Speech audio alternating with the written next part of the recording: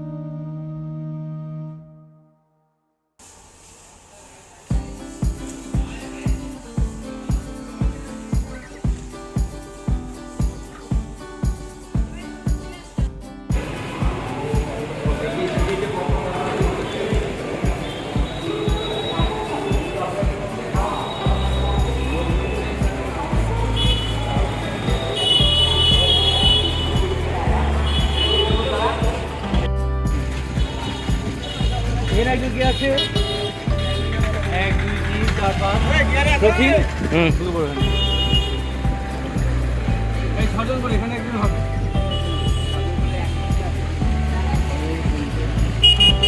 দেখি স্যার আপনারা কোথায় যাচ্ছেন? খুব ভালো লাগছে। হ্যাঁ হ্যাঁ একটা গাড়ি নিন 5 জন করে হয়ে যাবে কি 6 জন করে 24 জন নালে জন তোমরা কোন স্কুল থেকে এসছো? Very good very good nice. Sir আপনারা কোন স্কুল থেকে এসছেন? ভেরি গুড ভেরি গুড, খুব ভালো উদ্যোগ।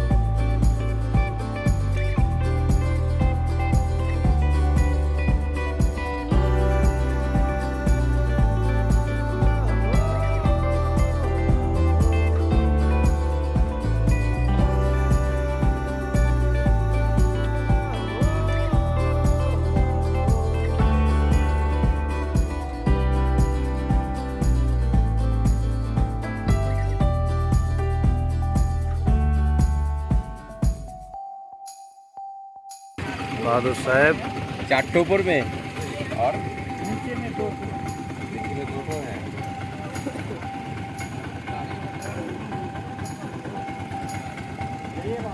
खुला है ऊपर का रूम है।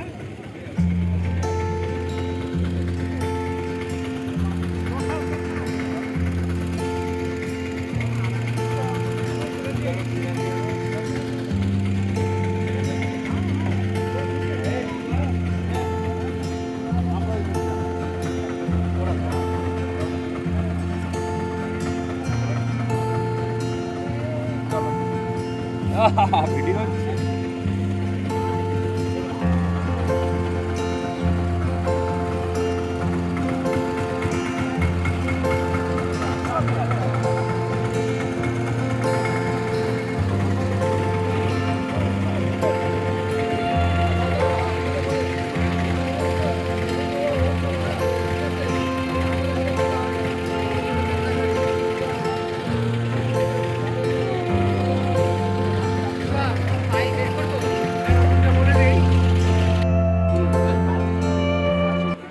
পবিত্রবাবু, অরিন্দমবাবু এবং আমাদের ছাত্ররা খাওয়া দাওয়া দেখভাল করে নিচ্ছে আর এখানে খুব আনন্দের সঙ্গে খাচ্ছে।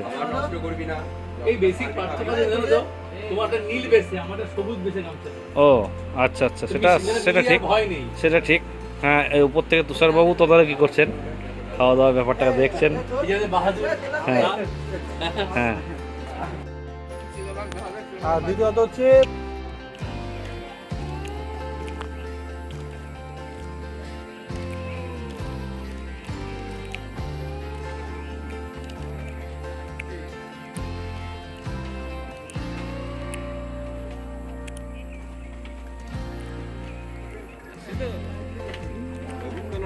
জল খুব ভালো চলছে।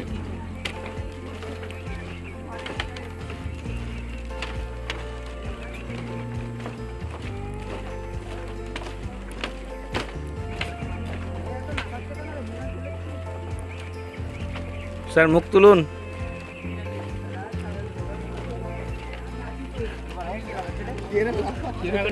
থাকো থাকো এটা তো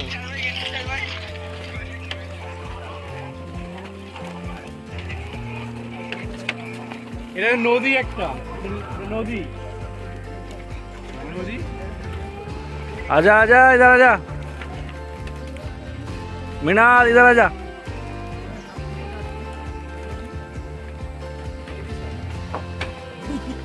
মিনালা ঢুকে যায় মিনালে ঢুকে এ মিনাল এখানে ছবি তোলো আমার।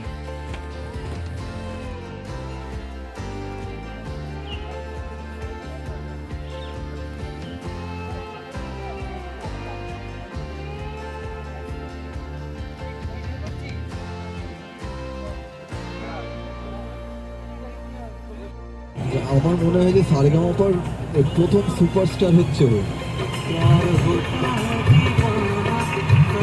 সারা ভারতবর্ষ জুড়ে আমাদের সবাইকে ও এত গর্বিত করেছিল, আমার সেই মুহূর্তটার কথা মনে পড়ে। আর ওর মতো একজন এত বড় মাপের শিল্পী, তার সঙ্গে বিদীপ্তা ভয়ডরহীন। তুষার বাবুকে অনুরোধ রাখছি, তুষার বাবু কিছু বলুন। আপনি কি বলবো কিরকম ফিল হচ্ছে আপনার? মানে বলার মতন জায়গায় পাচ্ছি না, দেখছি বলতে তো হবে, পারছি না। মানে ছেলেরা এত সুন্দরভাবে সবটা মানে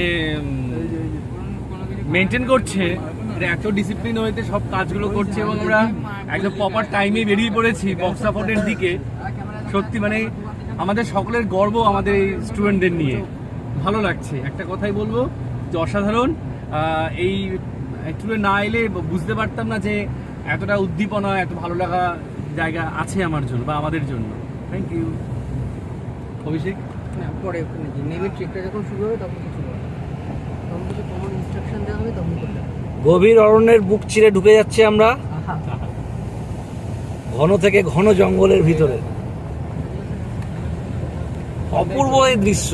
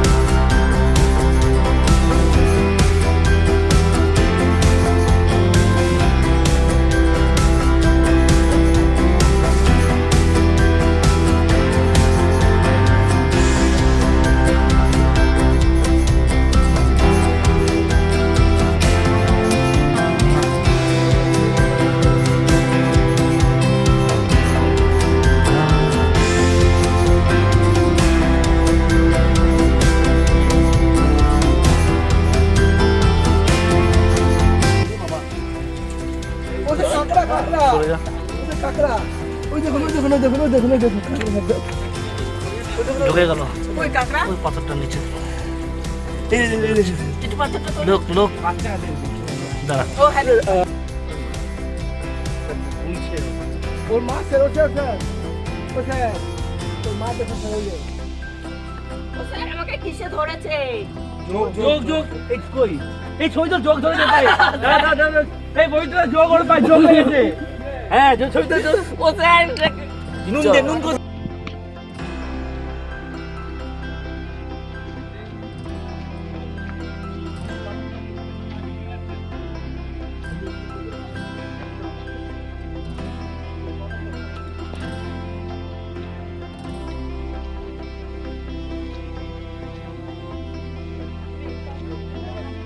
ধরেছে তো হাত দিয়ে। কোথায় কুচি পাতাগুলো খায়? হ্যাঁ, পাতায় ধরেছে। কিন্তু ফুল থেকে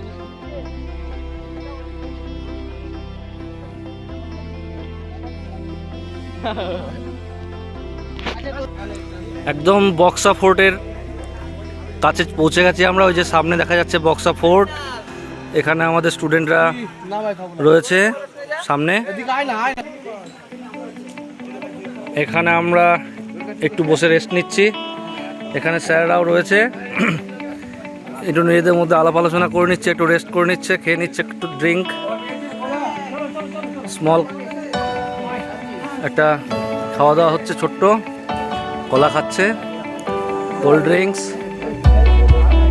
চিক্কি, এগুলো আমরা খেলাম। চেষ্টা বক্সা ফোর্ট বন্ধ আছে, তবুও আমরা চেষ্টা করব কর্তৃপক্ষের সাথে কথা বলে যদি ভিতরে ঢোকা যায় তাহলে আমরা ভিতরের দৃশ্যটাও দেখতে পারবো। চলো যাওয়া যাক। ওট ওট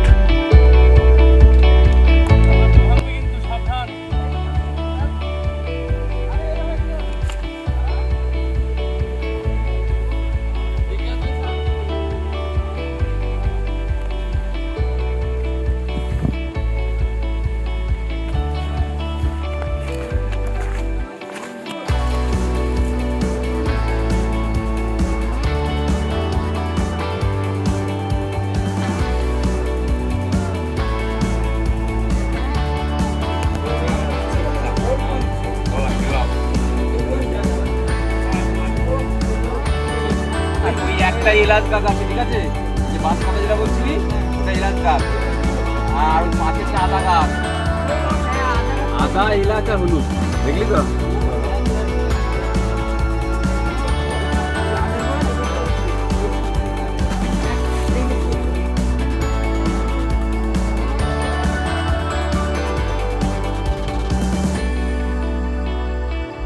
এটাকে ক্যানোপি বলে, ক্যানোপি।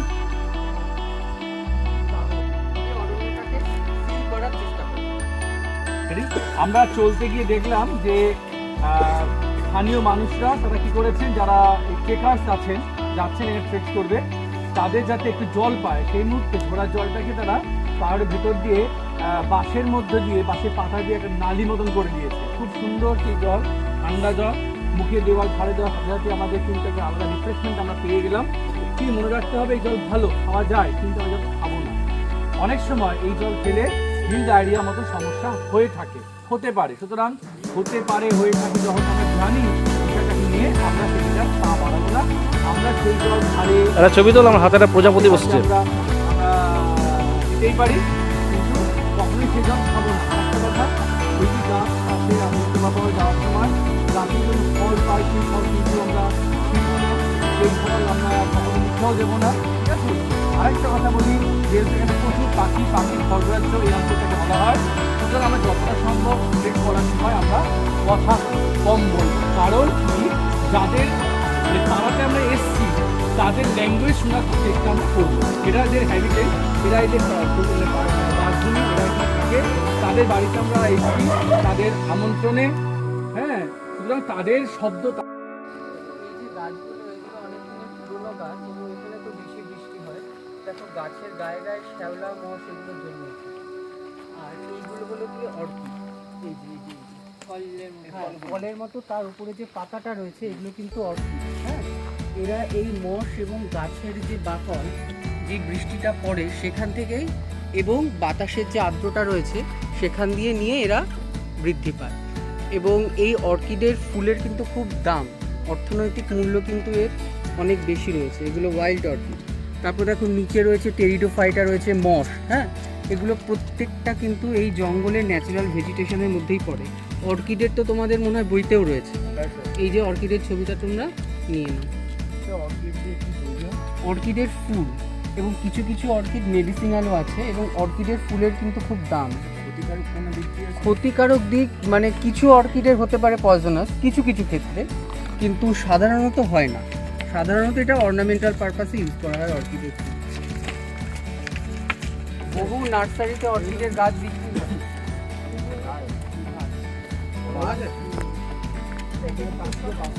ছোট ছোট বাসের কথা আমি ছবি নিয়ে নিই সেটা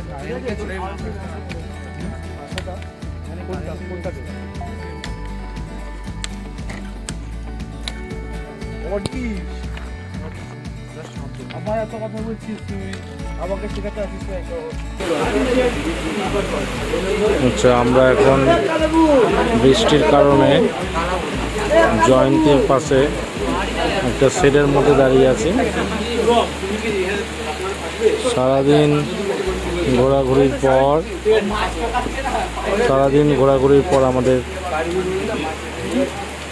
ক্লান্ত শরীরে এখন আমরা বসে আছি, ওয়েট করছি এবং বৃষ্টিকে উপভোগ করছি।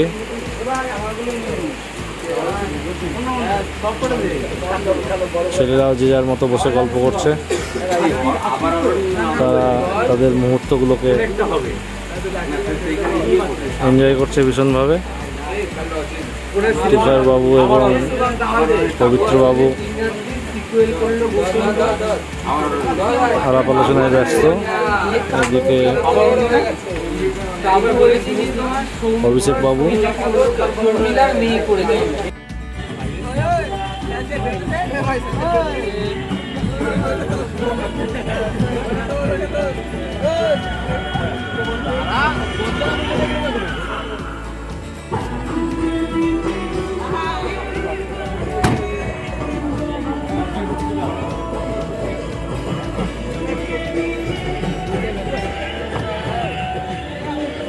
এসছি আলিপুরদুয়ার জেলায়।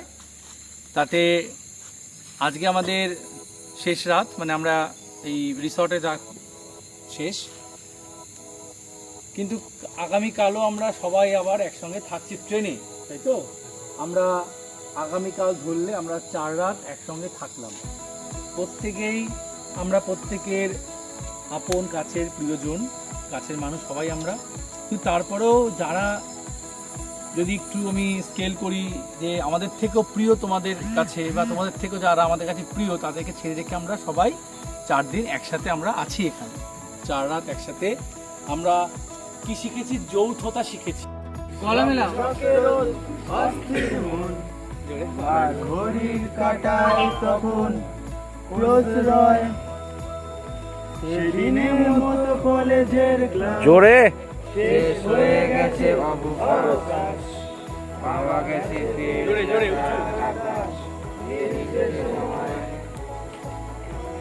হা হা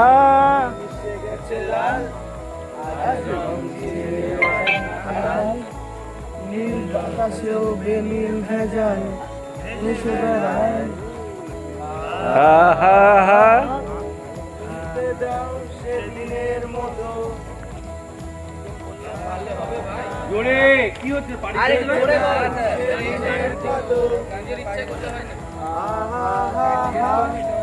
নীল শরীরে ভ্রময় ছোব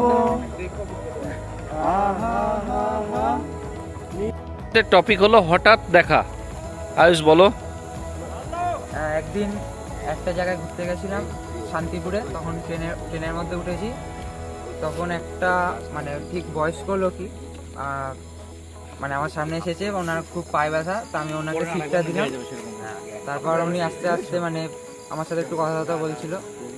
তো তখন উনি ওনার মানে কিছু দুঃখের কথাও আস্তে আস্তে বলতে শুরু করেছে।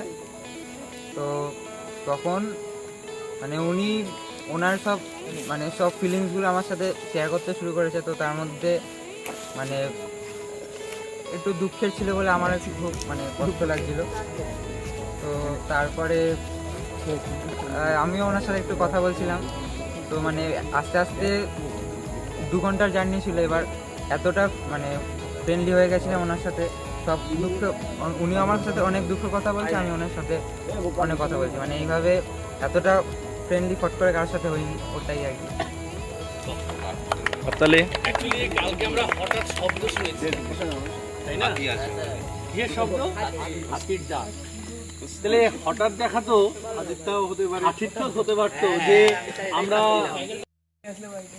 এডুকেশনাল ট্যুরের অভিজ্ঞতা স্টার্ট।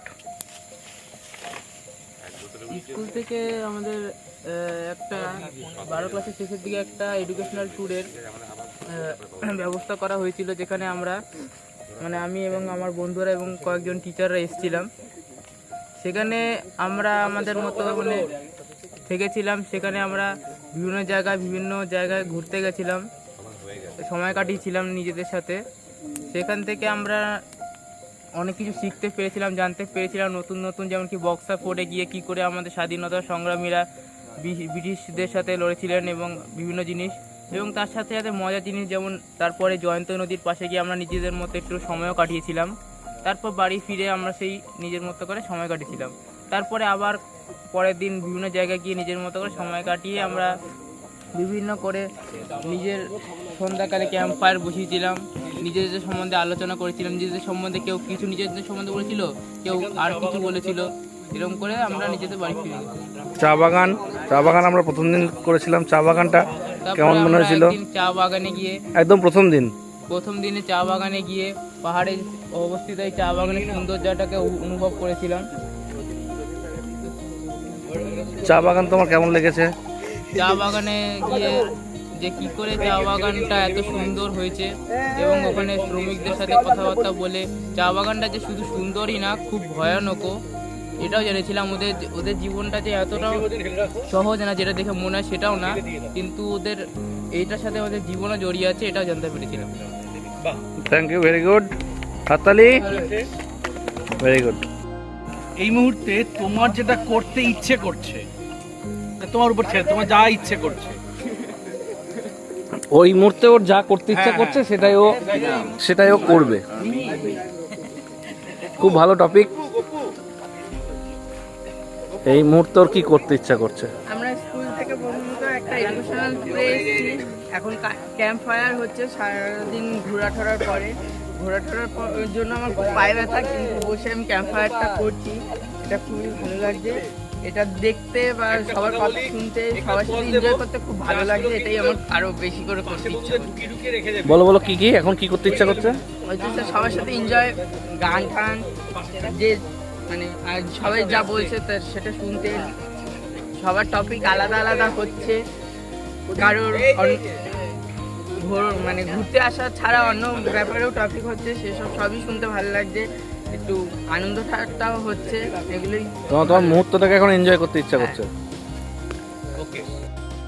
ওর জ্বর চলে এসেছিল, কি হবে না হবে, ডাক্তারবাবুর সাথে ফোনে কথা বলিয়ে সব নিয়ে এসছে।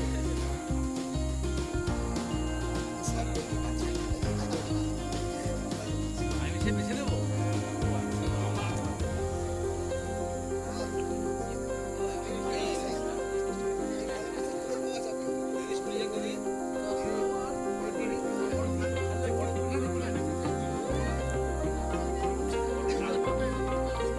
ওর টপিকটা হয়েছে এডুকেশনাল ট্যুরের তোমার অভিজ্ঞতা, ঠিক আছে? 8 জিবির অভিজ্ঞতা। আস্তে জোরে বলো। এডুকেশনাল।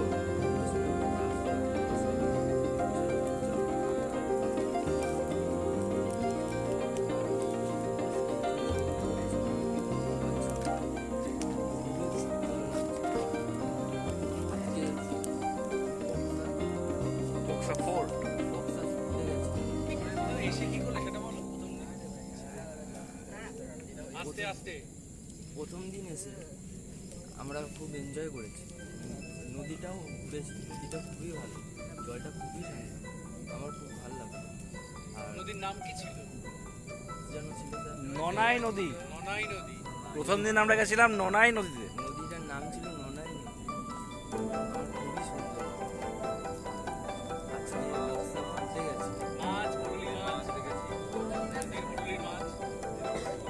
বরলি মাছ দেখছি ননাই নদীতে। আজকে বক্সা ফুটে গেছে। পাহাড় পর্বত সবই দেখেছি, কিন্তু খুব সুন্দর লেগেছে। আচ্ছা, আমরা আমাদের জীবনটা কি খুব সুন্দর, আমাদের আজকের বেড়ানোটাতে খুব সুন্দর এক্সপ্লেন করা যায়। আমাদের জীবনের গ্রাফটা হলো এরকম উঠে, এরকম না হয়। কীরকম? ছোটোবেলায় একটা ছেলে, এই জায়গাটা হলো পিক, আমাদের সাকসেস। এইখানটা থেকে এইখানটায় ওঠাটা খুব কষ্ট। যেরকম আমরা ট্রেকিংয়ের শুরু যেখান থেকে করেছিলাম সান্তালাবাড়ি, গাড়িতে নেমে গেলাম, নেমে যাওয়ার পরের যে ট্রেকিংয়ের রাস্তাটা ভেবে দেখো, যত উপরের দিকে গেছি কষ্ট বাড়তে থেকেছে। আমরা যদি হাল ছেড়ে দিতাম, এই উঠছি কষ্ট বাড়ছে, হাল ছেড়ে দিলে কিন্তু আমরা ঠিক এই পিকটাতে পৌঁছাতে পারতাম। কিন্তু আমরা হাল ছাড়িনি বলে কিন্তু আমরা আলটিমেট 25 জন এই পিকটাতে উঠতে পারলাম। প্রত্যেকের লাইফে কিন্তু এই হার্ডেলটা রয়েছে। এই হার্ডেলটা কিন্তু হাল ছাড়লে হবে না। এই পিক পর্যন্ত ওঠার পরে পরের যে জার্নি, আমরা যে রিটার্ন করলাম ডাউনওয়ার্ড, মানে আমাদের সাকসেসের ওঠাটা সত্যিই খুব কষ্ট। তুমি যত উপরে উঠবে না, কষ্ট তত বেশি হবে, কারণ স্লোপ সেখানে তত বেশি বাড়বে, তত বেশি খাড়াই হবে সেই জায়গায়। তো এই হার্ডেলটা পার করে যাওয়ার না পর্যন্ত তুমি যদি হাল ছেড়ে দাও, তোমাকে যারা সাইকেলে প্যাডেলিং করে বলা হয় যে ওঠো উপরে, সাইকেলে প্যাডেল যদি থামাও, তোমার সাইকেল কিন্তু নিচে নেমে যাবে, নিচে পড়ে যাবে, মুক্ত করে হাড়গোড় ভেঙে যাবে, পাহাড়ের নিচে পড়বে। এই যে পাহাড়, যত উপরে উঠবে তোমার সাইকেলে প্যাডেল করতে তত কষ্ট হবে। কষ্ট তোমাকে যদি মেনে নিয়ে তুমি চলতে পারো, তাহলে এই জায়গায় উঠতে পারো। হাল যত, তোমরা এখন অনেক দূর চলে এসছো, তোমরা কিন্তু এত নিচে নেই, অলরেডি অনেকটা চলে এসছো লাইফে।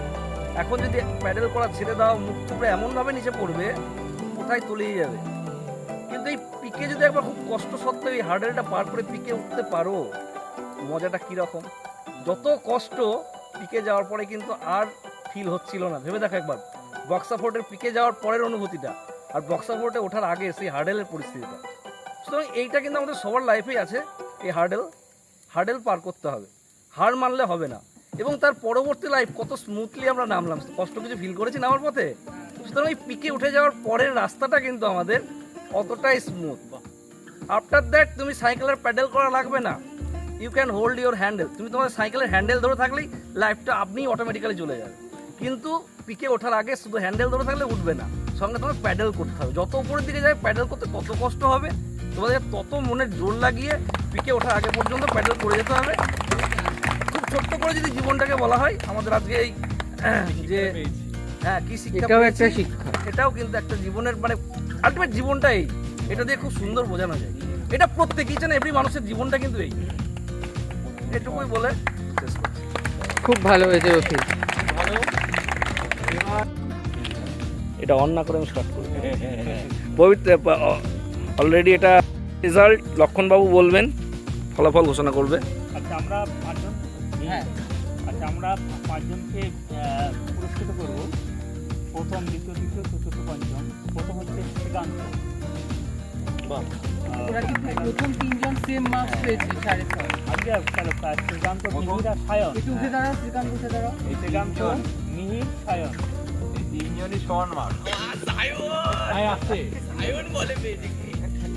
আর তারপর হচ্ছে চতুর্থ হচ্ছে মৃণাল, আর পঞ্চম হচ্ছে মানব। ছোট্ট একটুখানি ওদের জন্য যে এটা টোকেন প্রাইস। টোকেন প্রাইজ এটা। আচ্ছা, সায়নের হাতে তুলে দিচ্ছি সায়ন তো প্রথমে। হ্যাঁ, শ্রীকান্তকে তুলে দিচ্ছে আমাদের লক্ষণবাবু। ছোট্ট উপহার আজ এই ক্যাম্প ফায়ার অনুষ্ঠানে। খুব ভালো বক্তব্য রেখেছো, জীবনে এগিয়ে চলো, বড় হও।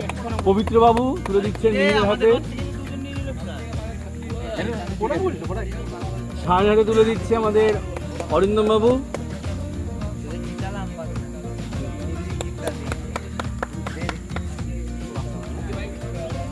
এবার হচ্ছে মৃণাল নাকি? হ্যাঁ, তুলেছে রথিন বাবু, সরি অভিষেক বাবু। এটা Okay. Printing mistake, sorry. আচ্ছা, হয় বড় বড় অনুষ্ঠানে। তুমি আচ্ছা, এবার হচ্ছে মানবে তুলে দিচ্ছে আমাদের রথিন বাবু, মানবের হাতে। অনেক বড় হওয়া, ভালো জায়গায় যা। আরে প্রণাম করতে হবে না। এই প্রোগ্রামে যে ইনভলভমেন্টের জায়গাটা, ঠিক আছে, সেই ইনভলভমেন্টের ক্ষেত্রে কিন্তু সাংঘাতিকভাবেই আমরা দেখলাম যে বিভিন্ন বিষয় সব কিছু নিয়ে, যে সিটিং অ্যারেঞ্জমেন্ট, ট্রেনের মধ্যে খাওয়া দাওয়া ইত্যাদি সব কিছু নিয়ে যারা ভূমিকা আমরা পেলাম, দেখতে পেয়েছি, খুব ভালো লেগেছে। হচ্ছে গোপাল, তারা একটি, তাই তো? হ্যাঁ, আমাদের ওই তুলে দিচ্ছেন। আমাদের লক্ষণ বাবু।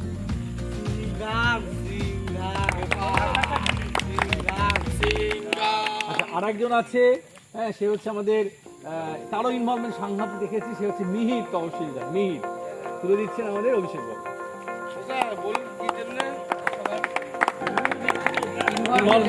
ইনভলভমেন্টের জন্য।